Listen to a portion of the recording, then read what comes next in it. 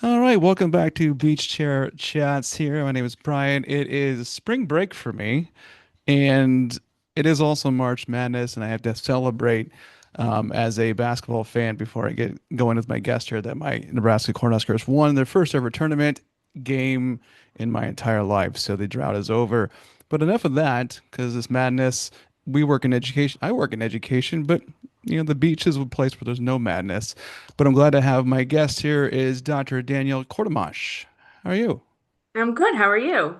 Doing great. Are you on spring break too? I'm not. Last week was my spring break. Did you do anything? Did you go to the beach?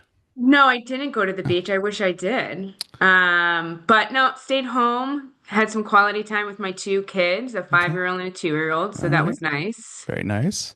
Keeps Mhm. you on your toes outside of the academic world you work in. Parenting, being a mom. It's the how do I describe parenting? It's like that job you never get a day off in. There's Oh, no benefits except intrinsic benefits. There's no vacation time. There's no PTO. There's no sick leave. You're no, you're expected to show up all the time. 24/7. So spring break is over. You're back into the grind. So you are an assistant dean, right? And director of undergraduate programs. It's a That's lot. correct. It's a lot. So what do you do Yes. with that? I mean, kind of self-explanatory. What is that? What do you do with that? It's a good question because I get asked that often.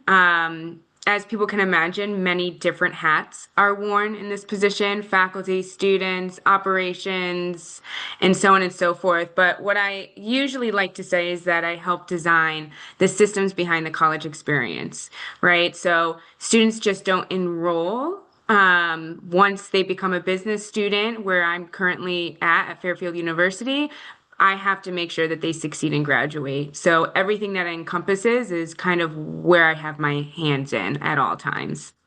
So what does it look like for students to succeed? So what are some of the challenges that you face in this role to help students? What are some of the challenges that students face at Fairfield Mhm. that you take on and help them navigate their 4 years at Fairfield? I mean, I think off the top for Fairfield, we're lucky to have some fantastic students, right? Well prepared students for the most part. I think we're at a different caliber at this point where retention is a topic for us for national ranking purposes. Hmm. So a priority and something that is nothing new to me is, the first year experience at Fairfield, especially for our business students. Are we providing them the resources to make them succeed in that first semester and then continue on and grow in their career field also, and in their academics and everything else that encompasses.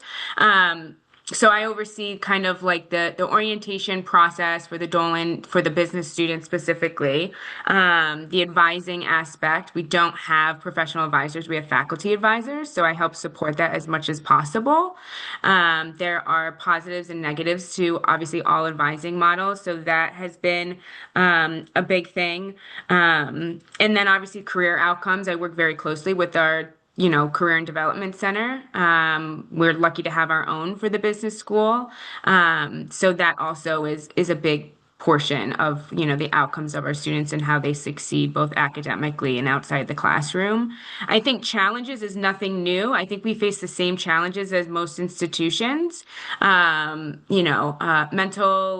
counseling, all of these things that students are facing, disabilities, accommodations, is definitely at the forefront. We see it at, Fairfield, and, we just went to NACADA, a lot of our employees, and connected with a lot of other institutions in Connecticut, and we all face the same challenges that we're seeing for students. So what are some of the solutions? Obviously, you talked about mental health, right? Hmm. How rampant? I mean, I hate to sort of use the term rampant like it's like a spreading wildfire. But it kind of is, with Hmm. anxiety and depression sort of being kind of the forefront, mostly anxiety. But they're there. And so, have you seen in your career, like in higher, have you seen a massive uptick? And do you feel like this uptick is like post-COVID, or do you feel like there's a sense of like the social media platforms? I just read The Anxious Generation. Now, granted, the book is good. It still needs some stuff to add to it, but Do you feel like there's some elements of those that actually really affect students? I think for what I see in my current position, it's the social aspect, the social media aspect plays a big part. I think, students are afraid to socialize and, the outcomes of what that could be.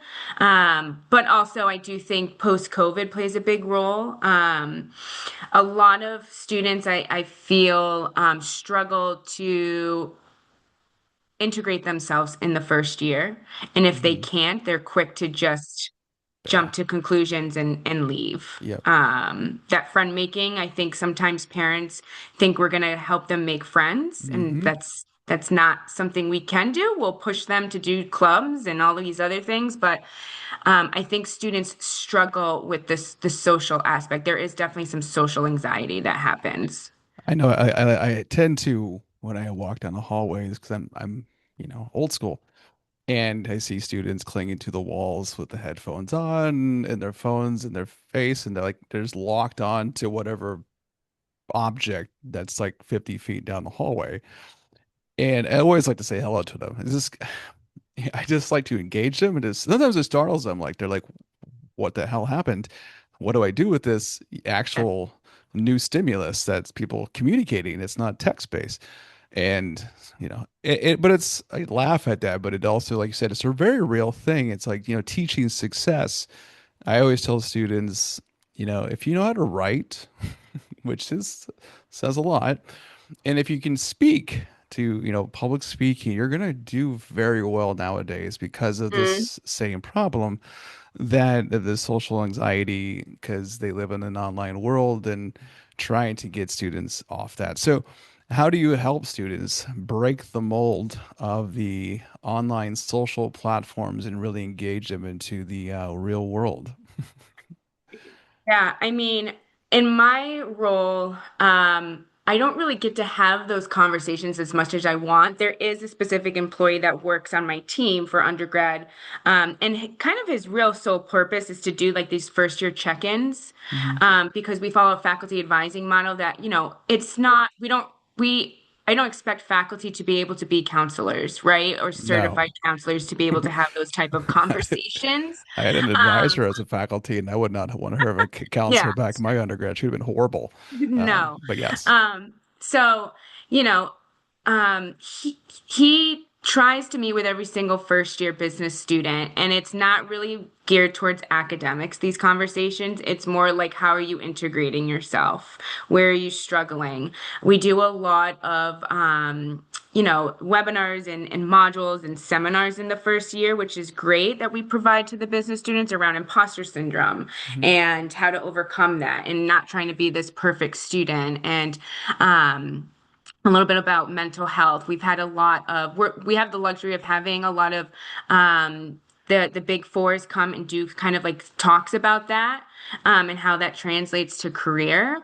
But we do, if I love having the opportunity to meet with students to talk to them about that because a lot of times at the end of that conversation, they always say to me is like, "Thank you for listening." Mhm. Just thanks for listening and thanks for making it seem like I'm not crazy to feel this way, right?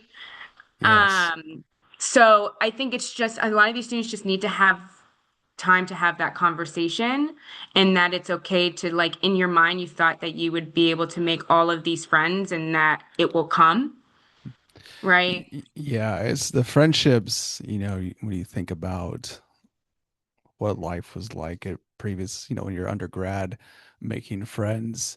Universities have it set up, right? I always say that universities and colleges, it's really set up for you to actually make friends. College is a weird thing for 4 years, where you get to do this thing. You have clubs, you have fraternities and sororities, you can do sports, you can take random classes. You can go on a spring break trip. You actually have a spring break. You have a whole Right. month off between semesters where you don't get to do anything. It's a weird time. And so we provide this, and it's just getting them to do it. I Mm. always find it struggles is getting students to attend an event because Yes. how do you find the right event that they're going to like? And it's going to be something that's useful in your mind when you create an event or a program. It's like, this sounds great. And then you throw it out there and it falls flat because they don't want to show up for it because it's not, it's hard to do to engage It them is hard. today. Because I always said, "Hey, what can you do with gaming?" Because everyone's online or playing games, but then like, do you feed into the online stuff? But you know they're going to show up, so it's a tough thing, student Right. engagement, success, and making sure they feel like the sense of belonging. You talked about imposter syndrome is a real thing. Heck, I probably have it. I'm doing a podcast. Do I really feel like I belong in the podcast world, or is it just for me? I'm bored, like I said in my pilot, and I need an excuse to talk to people. Maybe I don't know. Time will tell. If I after like 10 episodes, like maybe I should just give this up and never do it again. Yeah. But it is true. Students feel like they belong in college. They feel like they be at Fairfield because it is Fairfield's one of those top private schools. Private schools are, especially where I used to work. I'm not going to name the name of the place. Different private school, like they would listen anyways, and it doesn't matter. I don't have an NDA with that school, so if they knew what that was. But the point is that it is a real thing, right? Mhm. Now, you talked about you have a staff and leadership. How do you lead? What's your leadership style like? Kind of flip it a little bit here. You're in a leadership role. What are some of the pros and Yeah. cons, challenges you face as being a leader in this type of work? Yeah, I think I learned early on in my career when I started taking on more leadership responsibilities that like to succeed in any type of leadership role, you need to be able to collaborate. Mhm. I wouldn't be able to say that if I wasn't where I am today, it was by myself. It was collaborating with the right people, my team. I oversaw a group of 50 advisors at one Mhm. point, and that was a challenge in itself. But I hired team leads and people that I felt comfortable with and trained them to be able to grow and do it on their own and then just report back to me. So I would say collaboration is huge.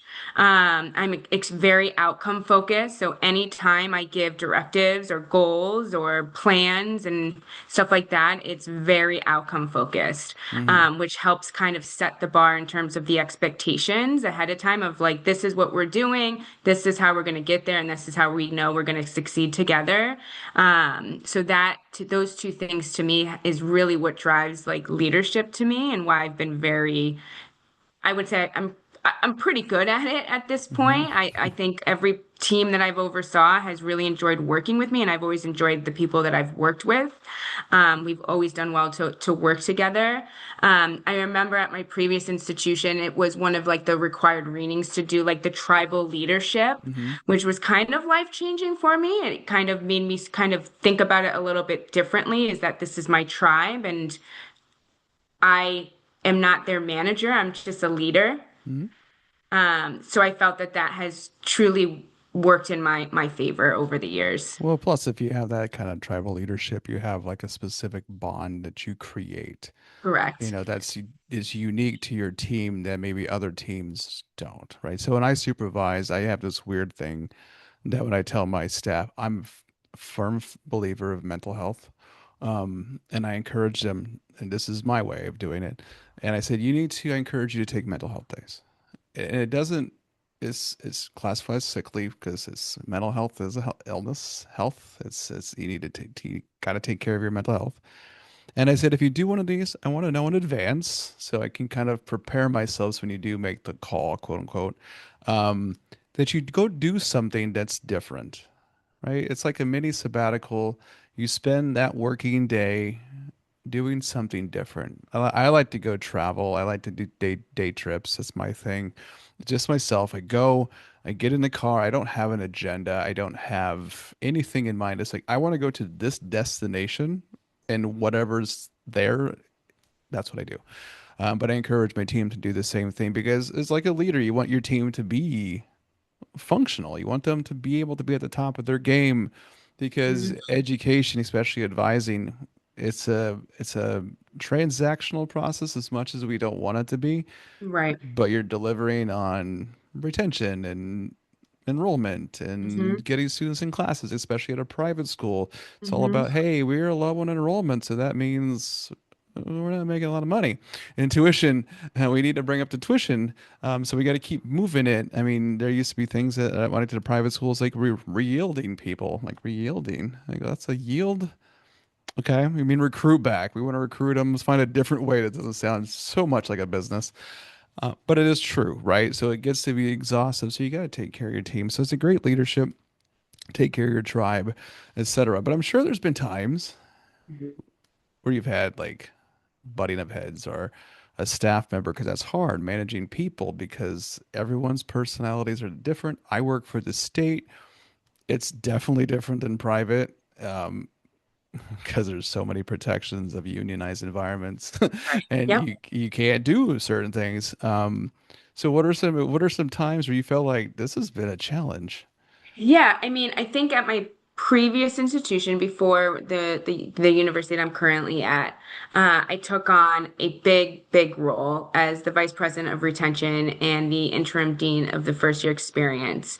And when you think of the vice president of retention, I'm overseeing pretty much everything that impacts retention at a university level.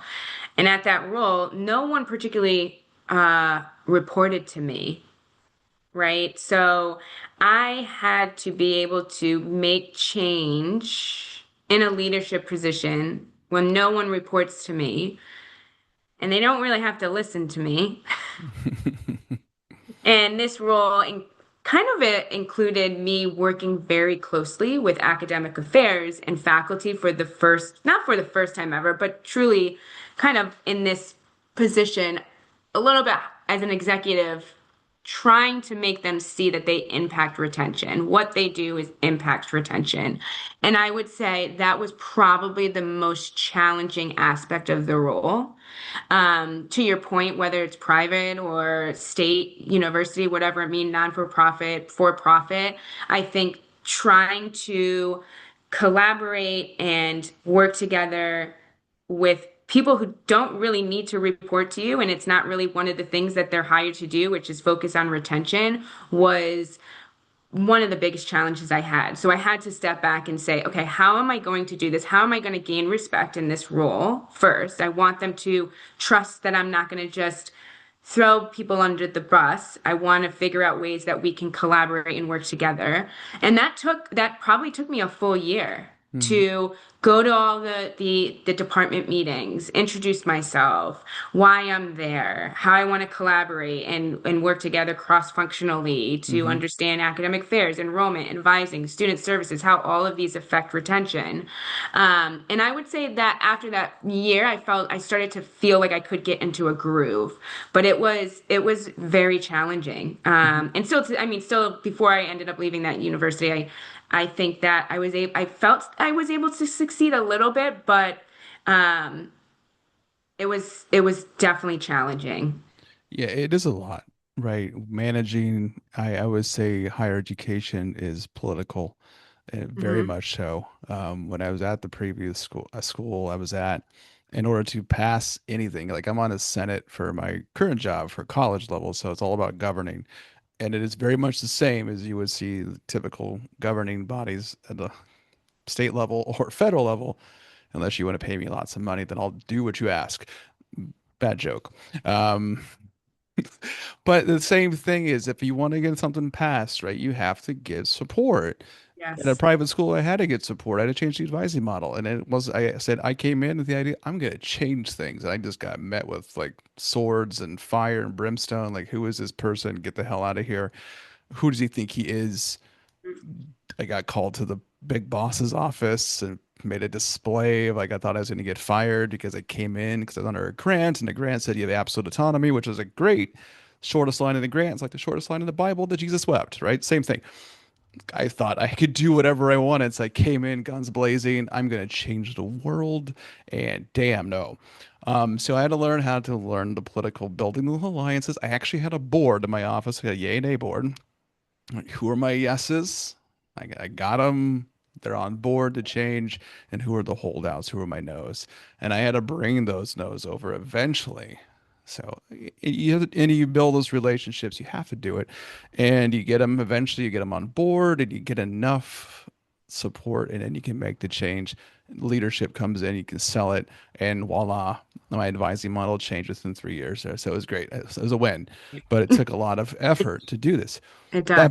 That being said, higher education leadership is exhausting, right? Mhm. Not only mental health, emotional health, physical health. How do you take care of yourself outside of this world of academia? Self-care, this is the beach chair chats. It is supposed to be laid back, Yeah. not all business, right? So what's your self-care? I know it's still March. It's not quite summertime yet, but what is your form of self-care to make sure Yeah. you're on board? My medicine and is exercise. Mhm. So I think one thing that always has I've found is necessary for me to be the best version of myself, the best version to the students, my employees, all of these things, my kids, my husband, all of these things. Mhm. I've always, during my break, I always block off time for an hour. Yeah. It doesn't matter what day it is, as long as I can fit it in. There's days that I can't, which is fine. It's rare. But I always take an hour break. I walk to the gym where the students are.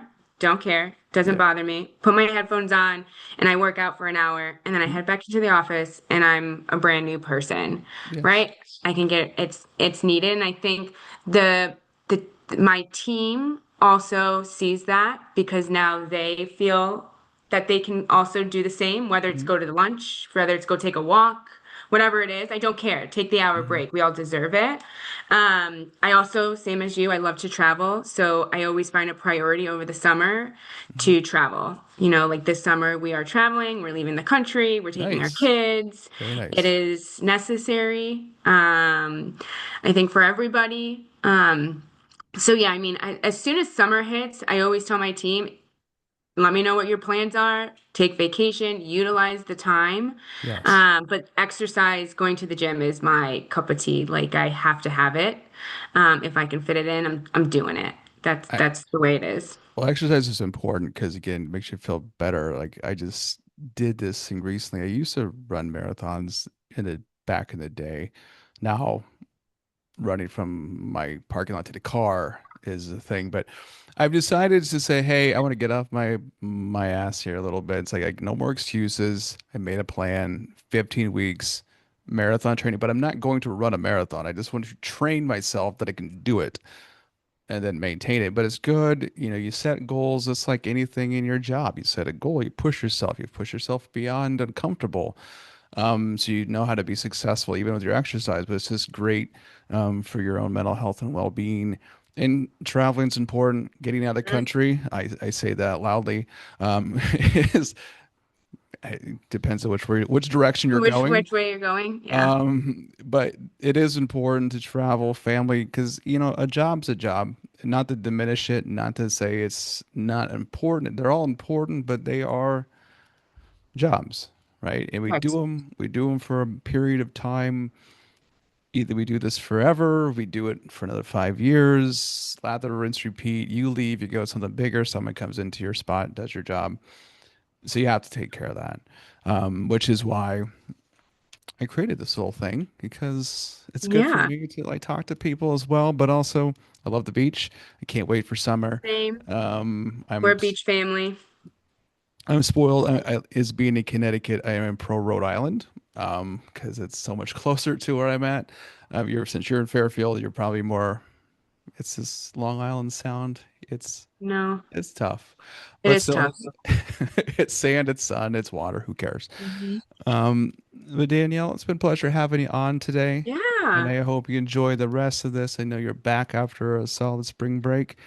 Semester will be over before you know it, and I enjoy the rest of the semester. Keep doing what Yeah, it you're was doing. so nice to talk and spend some time and go through all of this with you, but it was a pleasure. Thank you so much. You're welcome.